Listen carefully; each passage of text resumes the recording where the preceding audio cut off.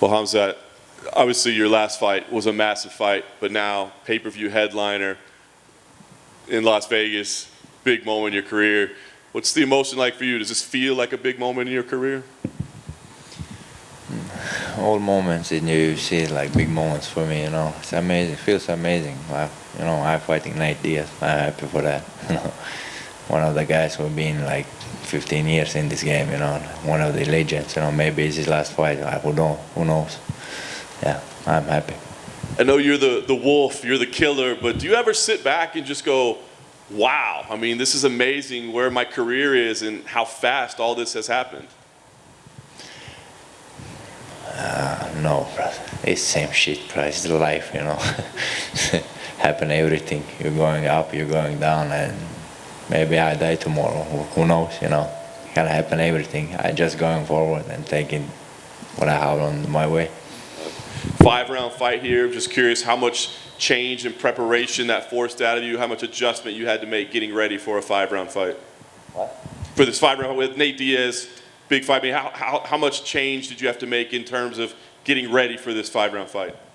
Always working for 5 fights, you know, 5 rounds and 10 rounds. I don't know. We don't care. So like coach says, do that, do this. You know, we do everything. He says, I believe in him. He believes in me. I'm going smash somebody, you know, take my money and going home. I know last time you were frustrated that you fought a little too aggressively, maybe not quite under control. How much of that was a focus, and how do you change that? I mean, your aggression is a benefit too. I don't know, brother, how I change that. We'll see in the fight, you know. I gotta go and take his head off, you know. It's like always I do. You know, I come here, don't take the points, you know, like play the games. I come here to smash somebody and take his head, you know. Last question for me. The discussion seems to be that early, you're the dominant force, but if this goes later, it's trouble for you because he last there. You if agree it with goes that? 2 hours, I don't care, brother. I'm gonna take his head, you know, like that. What are you gonna do? Like, you know, like guy 170, I did fight like I can fight at heavyweight as well. So I don't think so. That guy gonna survive 1 round. We'll see. I hope he can survive like 5 rounds. It's good for him, show his heart, you know, and go away from the UFC and being like a warrior. If I beat him in first round, they want to say, yeah, the guy is too old. Yeah. Uncle Diaz gonna have to go home. Khamzat, to your left. Oh yeah. What happened with Paulo Costa at the UFC PI? Nothing. Like, guy is talking about shit about me. I never see it talk about that guy, you know. Maybe he wants something, I don't know. He want to be famous, so, I don't know. And Israel fuck his ass, you know. So what? You got all the world see that shit, you know. And he have to go back and to do something with easy, you know. Is that a fight you could have one day, you and Paulo? Why? I don't fight with that kind of guys. He's already, somebody fucked him up, you know, in the ass.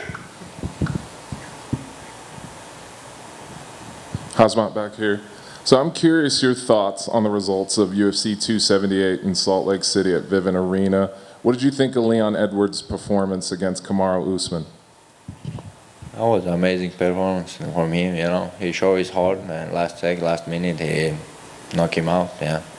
I'm happy for him. He deserved that. He worked hard, and just, I hope. He doesn't want to talk about me. He didn't like I see somebody ask my name. He jump over and speak about Diaz, speak about Masvidal, Usman, all of them. You know, guys doesn't want to see my face on that. You know, yeah. And what are your thoughts on Kamaru Usman coming off of this KO? I don't know. I hope he's healthy. You know, so we'll see. I want to see him as well come back, and if he come back like he been before, I want to fight with that guy. So between the two of them, who'd be the tougher fight for you? I don't care. Same shit. Awesome, thank you. Just to your left here, Khamzat. Yeah, this side.